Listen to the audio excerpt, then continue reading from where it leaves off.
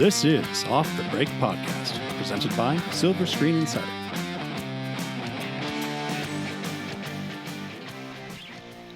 And we're back to another episode of the Off the Break Podcast. It is not Cody hosting this time. I am hosting me, Kyle. I am very full of myself. And Cody's not available today. She is on assignment, but I still have Eric with me right by my side. So Hello. Thank you for joining again. Yeah, Cody's off rubbing elbows with Tim Allen. Well, probably not literally, but Well, that also sounds kind of weird too. So hopefully, that's an expression. it is an expression. Yeah, Actually, you're like rubbing elbows with the elite. oh, I haven't heard about. I actually It's a did not weird know about expression, but it's a thing. Okay. It wasn't like just yeah. Well, for those that don't know what the heck we're talking about, Cody is away down in Michigan for a special screening at a nonprofit theater that was able to get a hold of Tim Allen to answer some Q&As about Toy Story 4, and they get a special screening of it, too. I believe it was supposed to happen He's like Buzz yesterday. Lightyear, in case you don't know. How do people not know? I don't know. You can't underestimate people, what people don't know. I guess that's true. Yeah, so she's away and doing that. Hopefully, we'll give you some insight into what that was like, and maybe she was able to meet Tim Allen, too. So Maybe. that would be awesome That would as be well. super cool. Yeah. Well, I know I was still able to see Toy Story 4 last night. Yeah, I was planning on it until my Toy Story partner bailed on me, so That's the worst. I'm angry. But, whatever. I've got my Pizza Planet shirt on right now. I actually did not notice that. That is a fantastic shirt. So I'm still in the Toy Story mood. I'm very groggy, as it probably sounds in my voice, but I'm here, and I just wish I had seen Toy Story 4. Well, yes, that wish is definitely. So Kyle's going to tell us Fair. all about it with no spoilers, obviously. Of course not. But I feel like it won't be too hard. So yeah, kick it off. Toy Story 4. It was able to do the impossible. It was able because Toy Story 3. That's what people said about the third one too. People are like, that's true. It's been 10 years since the second one. What? You're coming back? But I feel like people don't really question a third one just because the idea of a trilogy is so well-rounded. Universal, I guess. yeah. It's like a pyramid. It's a complete thing. But then this fourth one obviously got people were way more skeptical about it. Yeah, but they became so skeptical just because the third one had like a very terrific closing. Like it was the finale of all finales for like a trilogy in some ways. Yeah. I thought you were going to I'm thinking about Toy Story 3. Of course, I'm just thinking about how I still can't believe that Pixar made a movie where all of the main characters hold hands because they think they're going to be incinerated together. They're heading towards a furnace. Like that never gets less just, I don't know what you would call that, but it never loses its power thinking back on it. Like, oh my God. Just the fact that not even for a Pixar movie, just like for a movie. Yeah, because you love these characters so much, and then you just, I mean, I'm in the theater too. They did a very good job of distracting you with forgetting about the little aliens. So the first time I saw it, I was like, is this seriously gonna happen?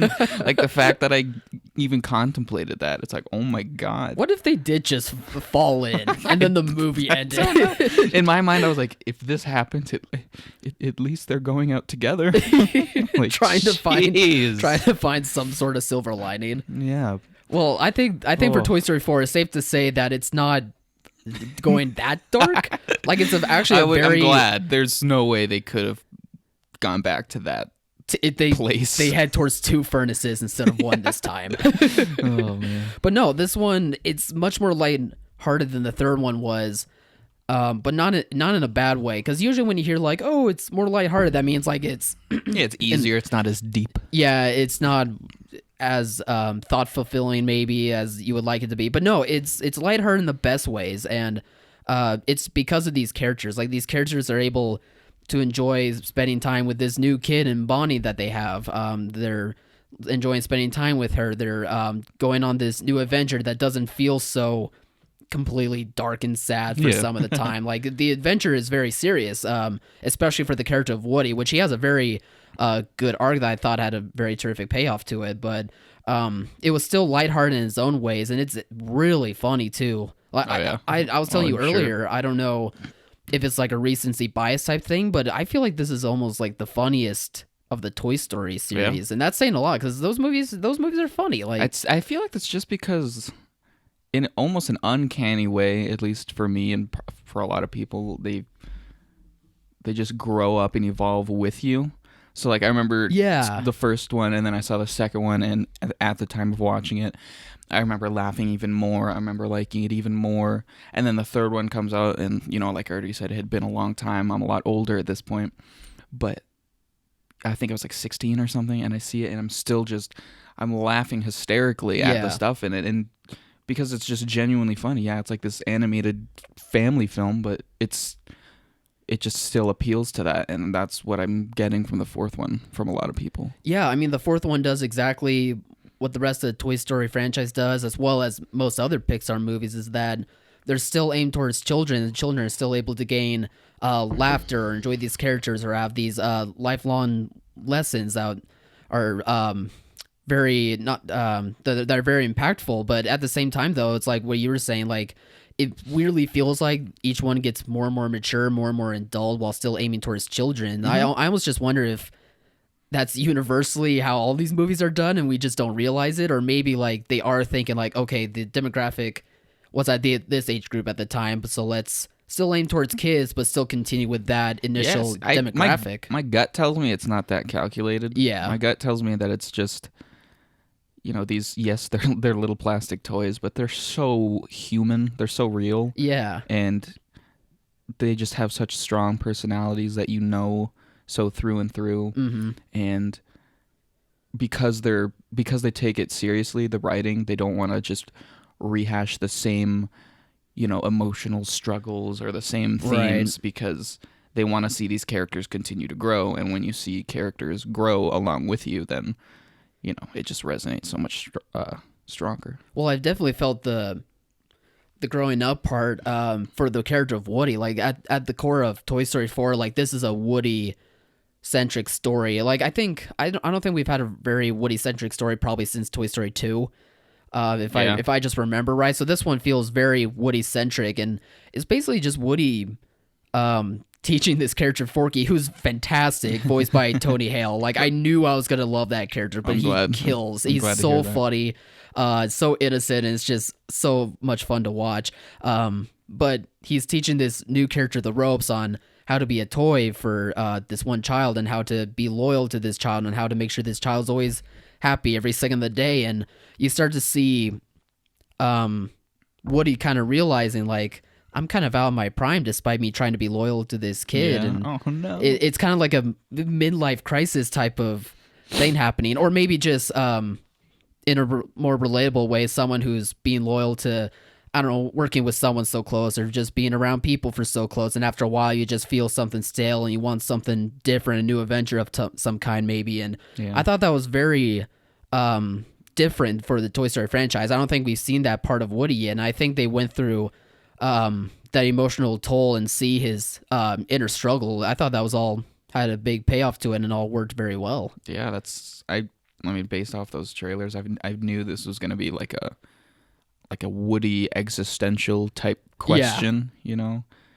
What is his purpose now that Andy's out of the picture? He did everything he could for Andy. Yeah, Andy will always love him, but he doesn't need him anymore. Mm-hmm. It's not like he can just do those exact same things to Bonnie. She's a totally different person. Why is she gonna have the exact feelings towards him that Andy did? Well, what's great is that you can see that he's trying to be loyal to Bonnie, but at the same time he is always thinking back to when he helped Andy, and it kind of is crushing to him that he can't still keep helping Andy, even though Andy doesn't really need him anymore. And I thought that was played well too, because it still continues what was done before, but kind of in a smart way that I think will be relatable to a lot of people. And Toy Story, despite them all being toys, it's relatable, and they still keep doing that. Sounds like a metaphor for being a parent. That too. Yeah, it's really sad. Like it makes me it's think beautiful, but it makes me think closely more to like your occupation of some kind. But I could see that also being a movie for parents that like see their child growing up and having to like, no, Mom, I don't need you anymore. Yeah, it's okay. But then we realize we'll never stop needing them. But deep down you're just like, oh no, they're leaving. Well, it's a very Woody-centric story, and you see this what's becoming of him happen a lot on his adventure with Bo Peep, who I love Bo Peep now. Like, Bo Peep was, no offense, but she was a very throwaway character in like the first 2 movies. I mean, she comes kissed back. Woody on the cheek once. Yeah, and she's at like, the end of the first one, and then I don't even remember what lines she says in the first 2. Was she even in the second one? I actually don't remember now. I don't know. Yeah, so I only remember from the first one. The only thing I remember Woody has like a little thing for her. Yeah, and she like corrals him. What are those things called? The sheep herder stick. Yeah, with the curve at the end. She like pulls him towards her with that. Yeah. During Christmas at the end. Yeah. Oh yeah, that's right. That does. Okay, so there's one thing that I remember happening with her, but no, they expand her character so much more, and the explanation that they show for Bo Peep's journey out post the 3rd movie makes a lot of sense. And you love it so much because it really fleshes out the character more, and she's so much fun to watch too. Like, she's such a great she becomes like an entirely different toy almost, but it's just so awesome to see like what's become of her and how she's so different, but you love that she's become so different too. Yeah. What about the new characters other than Forky, who I obviously know is great? Fluffy and Bunny, I actually Ducky and Bunny. Ducky and Bunny, thank you. I did not mean to forget one of their names. That's not saying that they're forgettable. Voiced by Key and Peele. Yeah, the comedy duo is back again for this. I liked it. I liked it a lot. They were obviously there for a different kind of comedy relief. Yeah. They weren't completely integral to the story, but I didn't mind them being around. Like, they weren't the annoying side characters, you know. But I didn't get much impact from them. I think kids will like those 2 a lot just because of how funny they are, and they're very dark too. I mean, that Plush Rush trailer. Yeah, like, exactly. Oh my God. Like they play into that, like, and it works every this time. Elderly woman. Yeah, there's a lot of circumstances like that to where they tease at that happening, and it's very funny to watch. And the other character, Kaboom. Oh yeah, Keanu Kaboom, Reeves. How can I forget Reeves. about the Keanu Reeves? Oh, he's incredible in this. Like, he almost steals part of the movie at one point. Is he one of like the main? Other than obviously Woody and Bo Peep, who are like the main? Who do you see the most? After those 2, the most you see is Forky and then Buzz Lightyear. Like, Buzz doesn't. This isn't like a Toy Story buddy up with Buzz and Woody type of movie. It is really more a Woody story, and Buzz is there, which is sad because I wanted more Tim Allen, of course. I mean, it wasn't sad. Like, I just wish I had more Tim Allen, but Buzz's part works. It works well enough to where you're okay with seeing the bits and pieces of him. Nice. Yeah. So you weirdly see more of like Forky and Gabby, who's the antagonist. And her story actually plays out very well. I was actually very pleasantly surprised by what they did with her. I think people will enjoy the outcome of that. Nice. But yeah, you almost see more of those 2 than Buzz. Huh. And the rest of the toys are kind of like hidden away, so there's only so much you can do with them. No, that makes sense. It is from the very beginning. It was made clear this is Woody's story. So yeah, but I don't think people will mind that so much, especially with how it all ties up in a nice bow. And I think people are going to appreciate the whole thing. It's a very entertaining watch, and Pixar should pat themselves on the back because making a 3rd movie to conclude it all is so amazing to do, but having like a 4th one possibly top that's also a feat in itself. Thank you, Eric. Bravo. For the round of applause. That was for Pixar. Oh wow. But, okay. Yeah. Okay. I am full of myself. you can have one too. Yeah, okay. Well, I'm super excited. That makes me even more excited. As I'm sure everyone else is. Everyone else is going to be filing into the theater. Yeah. No, it's supposed to do some pretty big business, which we kind of need right now. So yeah. So that'll be good. Mm-hmm. So, speaking of Pixar, I guess, we can move on to Soul. Right. Yeah, which apparently is a thing. So Soul is a new Pixar movie that was just announced that's coming out next year. Like a year from this Tuesday or Wednesday or whatever it was. I can't remember their description. It was like an original story that will take you from the streets of New York City to the great expanses of the cosmos or something. It's like, whoa, okay.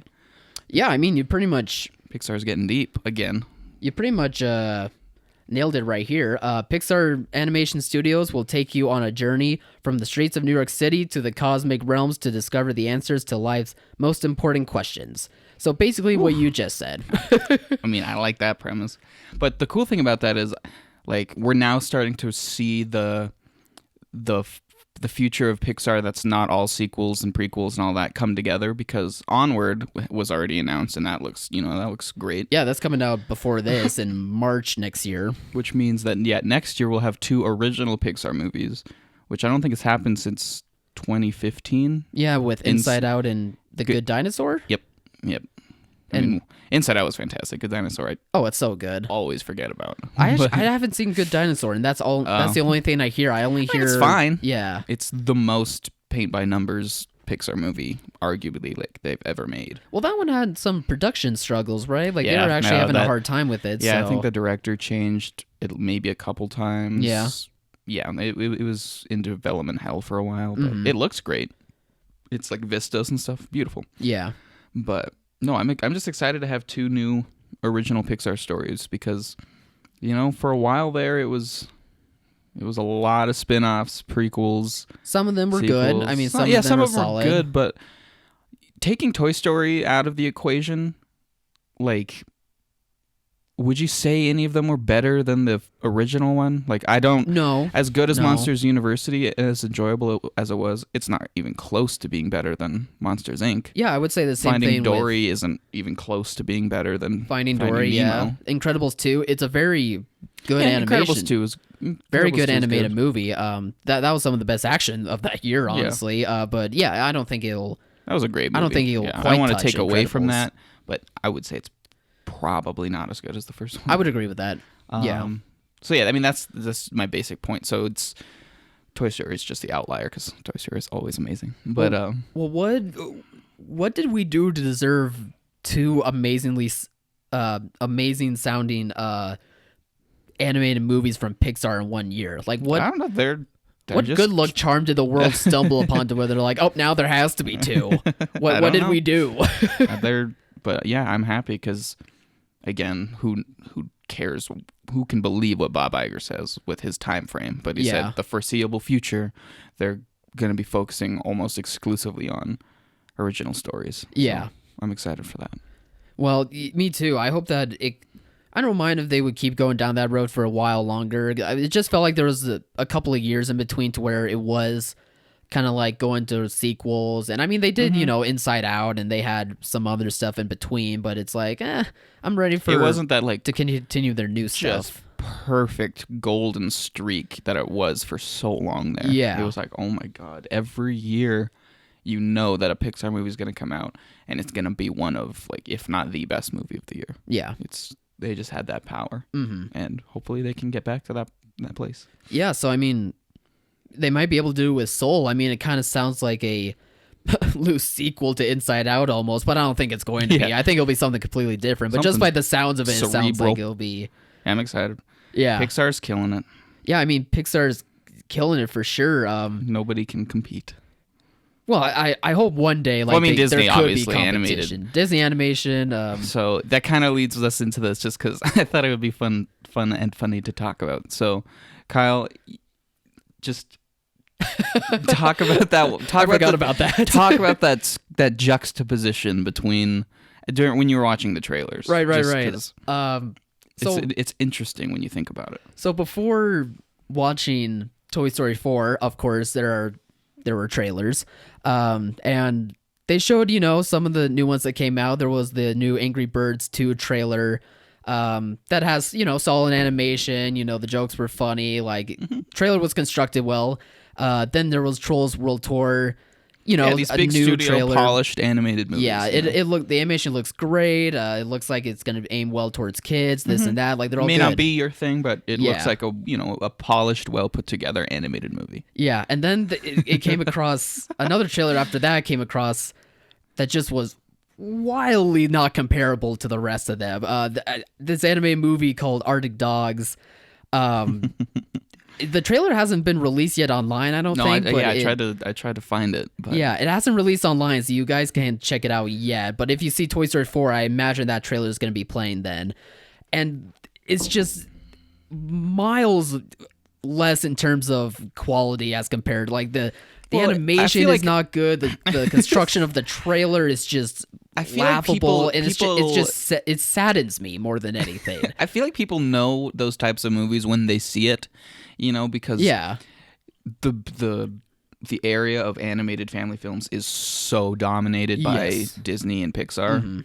But then, a few times a year, these other movies come out, and it's like, it's obvious, like you're describing. Yeah. Somehow they get these big name voices. The main lead in this is Jeremy Renner, but you can tell it's Jeremy Renner that doesn't want to be in the recording booth. You can hear, like, there was a point in the trailer where he's supposed to be like, yippee, let's go on an adventure, but instead it's a sad Jeremy Renner being like, yippee, let's go on an adventure. But the dog's like jumping up and down, and he's like, just a total disconnect. Let's go, I guess. But there are these types of movies, these animated movies that come out, and it always blows my mind how consistently terrible they are. I mean, I'm not going to pretend like I've seen all of them, but I feel like I don't have to. They're probably not the best movies. Like Norm of the North. And then, Alpha and Omega is one of the first ones that I thought about. Open Season 2, 3, 4. These things come out. That's a shame. Open Season's a good movie. These things come out, and I don't understand why, out of how as many as there have been, why one hasn't just been good. Yeah. It's weird because I try to think outside of Laika, which is a different type of animation, Kubo and the Toe Strings, Missing Link, those kinds of things. Maybe animated movies are just different, but I'm trying to think. There's the big blockbusters, the Disney and the Pixars, the Universal, the DreamWorks, but I'm trying to think of like the indie equivalent. Like I would imagine Laika would be the indie equivalent. I know, but like taking them out. Oh, taking out that studio. With this type of animation, the type of animation that people assume and expect, just the Pixar type animation that Arctic Dogs failed miserably at. I'm trying to think of like an animated studio or an animated movie that's like a smaller indie movie that has any sort of social or cultural relevance, and I can't think of any. I mean, there's definitely like individual anime movies for sure that probably are in that category, but in terms of overall studio and their repertoire, I can't think of any either, at least currently. I can't even think of like a specific movie, like an indie animated movie. I haven't really thought about this. I mean, before, they don't pop to my head. Is that even either. a thing? I imagine so. Like, I'm sure. Do you remember the movie Hoodwinked? Yeah, like that. Yeah, I remember that movie. I mean, I haven't seen it since I was really little, but I remember liking it a lot. I remember thinking it was really funny. The animation's not that good anymore, but it still holds up. No. The humor still holds up. But I remember it wasn't a Pixar movie. It wasn't a Disney movie. It wasn't a DreamWorks movie. It just came out of nowhere. Yeah, it was just its own movie that happened to be animated. Yeah. And like, there's not a whole lot of those when I think about it. And I'm wondering, maybe it's a price thing or the labor involved. I don't know, but I don't know. It got me wondering because there's a reason why Disney and Pixar has 99% of the animated market. Well, maybe like 80%, but yeah, no, I get what you're saying. It just made me. It did for me. It made me sat back and be like, oh, like and again, like we don't know whether it's because of cost or because of the type of people that are involved in the project. We don't know. We don't want to make assumptions on anything like that. But yeah, like Disney and Pixar, or those other big studios, they just have the right people that are able just to use like their very big budgets to be able to pull this stuff off and make some crisp animation. And then you go and you see that trailer for Arctic Dogs, and it just makes me sad because this is the alternative. Yeah, what? It's just, I don't know, something about it just rubbed me the wrong way just because I want there to be content. I want there to be like really good content especially for younger audiences to be able to latch onto, and maybe they will like it. I don't know, but just from what I saw though, and especially with me being surrounded by a bunch of families, it went silent with question marks around people's heads when that trailer came on. Even the kids, there was quite a few loud kids in my theater. Even they stopped and were staring at it just because they were like, what's happening? We just saw Pixar's Onward trailer. That looked great. Why is this up here? Yeah, just the difference in quality. Oh. It was just so jarring. I mean, this isn't anything normal. Like, it's happened before, but it just gave me that rude awakening of just be like, and people hate, like, Disney and Pixar are taking over everywhere. Monopoly. Well, yeah, but because they can do it. They have step up. They have the money. Like, they just can't. It's like, not even just like a they money need help thing. Like, in some way. Like, I maybe this isn't true, but an example is, like, in video games, a lot of people, if the gameplay is solid and the people like the characters and the writing, they will you can make a game that's like an 8-bit that looks like it was made in the 80s. Yeah. And people will play it and they'll love it. So in my mind, there can be an animated movie, and even if the money isn't there to make the animation looking like a Toy Story 4, if the script is good and people like the characters in the story, I feel like they're going to turn out and enjoy it. Yeah. But there just doesn't seem to be any of those things that aren't major studio animated movies. Audiences can tell how good something is supposed to look. They can tell, I believe they can tell quality of someone's work, and these big studios are just able to have the budgets and the personnel to be able to make such great quality, whereas with some, I just feel like they got to find a way to just be like, hey, let's not make this yet until or at least not put it in theaters until we know for sure, like, this is going to be really good or something. Yeah, I don't know. Like, that's a lot of wishful thinking, of course. Quality control. Yeah, like, it's did anybody just, test screen this? Did you watch don't.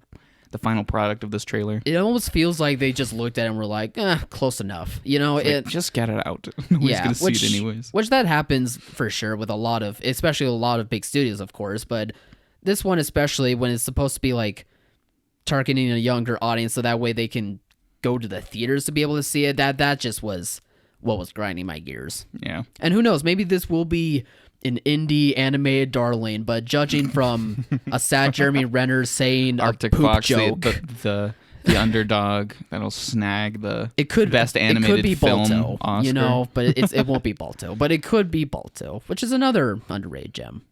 Yeah.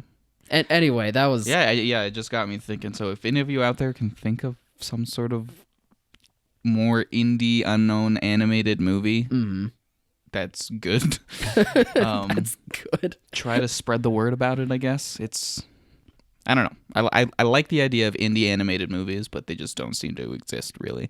At least on a level where people know about them. Yeah, at all. I think you make a good point about that too. So I almost forgot that I wanted to tell that story. Anyway, yeah. So hopefully people will like it whenever it comes out. I actually don't know when it does come out, but I don't know. It just got me bummed. I think it comes out in November. Oh, so maybe the trailer will drop online soon. I don't know, but hopefully I'll be wrong. Well, really, the only other thing we have today is just not really much of a story, but the Kingsman prequel. Going back to prequels, right? And now has an official title, and it's very clever. Yes. The prequel to the Kingsman series is, what is it, Kyle? The King's Man. I think it's kind of funny. No, I like it too. Well, because beforehand, it's like funny. every publication and everything just assumed that, what was the original title that was floating around? Oh, I actually don't remember. It was called like Kingsman the something game, the Great Game? I think it's the Great Game. It sounds like a Sherlock Holmes story. It kind of, it's a Game of Shadows, yeah. I think it is a Sherlock Holmes story. But, yeah, and then Matthew Vaughn, that's his name, right? Yep. Matthew Vaughn's like, dude, people, what? No, that's not the title. Why is everybody saying this is the title? It was like reported like months ago that it was, and Vaughn did come out and was like, it's not, but all right, you can go with it. Yeah, so no, the King's Man, which is infinitely better. I mean, I think it is funny because like for a prequel, you it's so simple, like the King's Men, the King's Man, like it, and it makes sense for the concept too, because I believe it was released, and this is what I've been able to find anyway, as a collection of history's worst tyrants and criminal masterminds gathered to plot a war to wipe out millions. One man must race against time to stop them. I imagine that's the King's Man, who later on will be able to create the Kingsmen Secret Service. So it makes sense, I guess, in a very direct way. I still haven't seen the second one. I loved the first one. Mm-hmm. Depending on who you ask, the second one was either still good, not as good as the first one, or it was not that great. But the main thing I'm wondering now is just, are people going to turn out for a Kingsman prequel? I don't think is the franchise like well established enough that it can survive without Taron Egerton, without Colin Firth, you know? And if judging by the second one, it didn't make as much, it wasn't as well received, and it still had the original. It had Taron and it had Colin. So I don't know. It makes me think of like the recent Men in Black, Dark Phoenix kind of turnouts. It was these well-established franchises that people liked a lot in the past, and then for whatever reason the new one came out and people just were not here for it. Mm-hmm. So yeah, that's a fair question, because I mean, the Kingsmen, both those movies, they made solid money, but it's not like they were blowing the doors open for everyone clamoring to go see them at the same time. And somehow, like the Golden Circle, which wasn't as well received as the first one was, it still got close to making the same amount of money as the original Kingsman movie did. So it kind of seems like the same audience is still turning out to where they're still able to make money. But I do wonder if a prequel is gonna make them, that same audience, all of them, just be like, oh yeah, we can go back and see how it all started. Yeah, I just wonder if it's a case of maybe the studio's overestimating how big of a franchise it is. I don't think they're expecting monumental dollars with the Kingsman franchise, because like I said, like there's a consistent amount of money being made to each one of them, to where it's not like big standout blockbuster money, but they still do relatively well to... Yeah, and I mean the first two have been reliable, I guess. Yeah, that's a good way to say it. But I don't know how much of that is due to the actors in it. And since this one's a prequel, I mean, maybe it'll be like a really young, de-aged Colin Firth. Who knows? I don't think so. I haven't seen him. We know Taron's not in so it far. Yeah, Taron has come out and said that he's not in it. While he was doing press for Robin Hood last year, he came out and said that he's not in the prequel. Yeah, so I mean, maybe if stylistically or visually it does something different, and it, you know, gets at the core of what people liked about the movies without just telling a kind of unnecessary branched off spin-off. Yeah, I mean, the thing that made the first one so successful, not only because it was very good, but there was a surprise factor to it. Like, not many people came in knowing what to expect, and then ending up being very surprised by the outcome.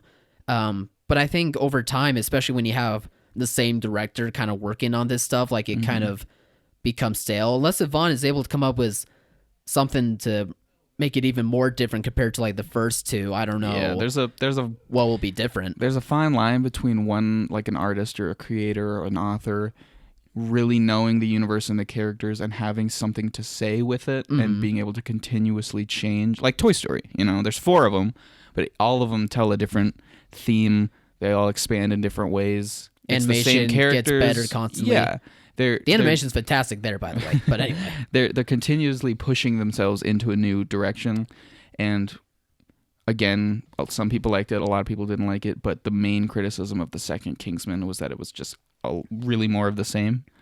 So there's a fine line between you being the person who created it and knowing it best, and needing a fresh pair of eyes, I feel like. Yeah, I'm with you there, but it's always hard to tell like how to make that best of both worlds happen. You know?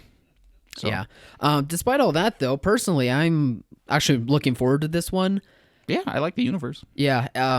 The Golden Circle, it didn't really do much for me to want to really go forward in the franchise so much. Like, there's cool ideas like Secret Service or like the Kingsman Service, but also like the American version of it. But I don't know, the movie kind of felt so muddled to me to where I was like, I don't need that much of a big expansion right now. So I like going into the past to just have a simpler story of just like one man creating this service and seeing how that goes. Hopefully that turns out well, but that's at least where I'm wanting this to go instead of into the future as of now. Yeah. Maybe I'll have to go back and watch the second one just if anything, because I'm still riding high on my Taron Egerton kick right now. He's still so good in that one. Oh, I'm sure. Like I'm sure. The fact that he's able to still like leap out and be the star of that movie despite like all of those seriously high profile actors around him, like that's it's a lot of star power, and he's still just like, yeah, this is my movie. I love Taron Egerton so much. Maybe I will watch that this weekend, because like the first one, Taron was the star and he was able to like showcase his talents, but like he still had like, you know, Colin Firth right behind him, you know. But this one, like it feels like he's like the guy, despite like, you know, Firth coming back and then Halle Berry, Channing Tatum, Jeff Bridges, you know, like it's Elton John's in it, you know. It's just amazing what he's able to do. I'm sad he's not in this one, but I mean, at least the actor is still doing stuff, and he has Rocket Man out now too, so people should check that out. Mm-hmm. Cool. There's my Rocket Man plug. It's so good. It's a great movie. Yeah, that's pretty much everything we have. So yeah, obviously Toy Story 4 is going to be king of the box office this weekend. Other than that, we have another toy-based thing. We have the new Child's Play remake. The reboot. Apparently it's, you know, people, maybe it's not supposed to be a great movie, but it seems like a pretty fun movie. Like, it's getting a lot more positive feedback after it than I thought there was gonna be. That's what I'm saying. Like, I've read several different reviews now that the idea behind like the whole AI type thing is actually a lot more clever than what maybe you might think it is. Okay. I don't know what they mean by that, but I've just seen that consistent praise occur in multiple sources. Okay. And then what's the other new release? Well, Anna. there's the action movie Anna from Lionsgate. This is just a weird thing that's happening. Like, there is no promotion for this. Other than a trailer from like a month and a half ago. Nobody knows about this thing. I looked into it a bit, and there's this I don't know if it's a rumor or if it's like, it's a possibility of why this is happening to where Anna's having no promotion. But Lionsgate might be hiding this movie a bit because apparently there's reports of the director, I forget the director's name now. Luc Besson is having like some sexual allegations about the guy. I remember that was a while ago. Yeah, when those first started popping up. But I've heard like rumblings that could be the reason. I don't know. Maybe the movie is just that bad. I haven't seen the trailer any reviews was kind yet. of cool. The trailer one did look cool. It's like a female-led assassin kind of espionage Yeah. movie where she kicks a bunch of people's butt. It feels like looks cool. She looks cool. It feels like she has the skills from Jennifer Lawrence and Red Sparrow mixed in with like the action of Atomic Blonde almost. Yeah. And that's what I dug out of it. But yeah, I mean, as of now, there's like one trailer and a single image, but there's a few TV spots, but I haven't come across anybody who even knows this is a thing. I don't think they had screenings of it prior. I don't even think there were reviews in. Maybe now since it's out today. Yeah, and I haven't seen anything yet. Maybe I'll check that out afterwards. But I feel like that one's gonna flop hard. Yeah, needless to say, that's not really gonna do much this weekend. But Toy Story 4 and Child's Play should probably take the top two. I would say the top two. Yeah. All right. Toy Story by a very large margin. Who was top two last week again? Was it Men in Black? But they did. It was Men in Black. But Men in Black topped. But it's gonna fall. Secret Life of Pets 2 was number 2, I think. Okay. Yeah. I think it was Men in Black, right. Secret Life of Pets, and then Aladdin. Because the thing that was going around was that Men in Black's box office like got them to the number 1, but it's not a good start. Yeah. I think not saying that much. One's gonna. It was a dismal few weeks. That one's gonna fall hard, I think, that's kind of sad. Save us, Toy Story. There's also this movie coming out called Wild Rose. It's like an indie movie from Neon Studios. I believe it's going wide this weekend. I mean, is it wide, going quote unquote. If you're able to find it, great, but you might have to wait a bit longer otherwise for some places. And that looks like that's also a story that I'm wanting to check out too. Yeah, that's about I won't be able to see it yet. Isn't she like an immigrant who wants to become a country singer? No. Well, yes, kind of. I believe she is getting out of prison. And she's trying to become a country singer. I thought she came Nashville. over from. I think I'm confusing her with, because the main actress in that is in Chernobyl. So maybe Jessie in my Buckley? mind, yeah. So in my mind, I was like, is she coming over from like Eastern Europe and wants to become a country singer? That's funny. No, she was great in Chernobyl. So. Is she great in Chernobyl? Yeah. Okay, everybody's great. Everyone is saying that she is stealing this movie in Wild I'm Rose. sure That her she's performances. Yeah, she's gonna break out. She's gonna be big. Yeah, I can't wait to say it. Just from the praises I've been hearing. I want to see how great she is in it. Yeah. So maybe I'll check out Sharon Broyle otherwise. But I think that's all the time we have for today. I think that's all that we're able to talk about. Covered all our topics. So perfect then. Go see Toy Story. Be moved emotionally. It'll heal that spot that needs to be healed in all of us. Yes, exactly. And yeah. Keep an eye out for smaller indie animated movies if they exist. Yeah, let us know, I guess. So guys, thank you for listening to this episode of Off the Break Podcast. You can find us on iTunes. We're up there, or you can just check us out at silverscreeninsider.com, and you can see all the content that we talked about here today, and spread the word about us. We're just a website just trying to help the theater industry bloom and just be able to become more and more successful so people can have that experience. Have a good weekend. Yeah, all right. Take it easy, guys.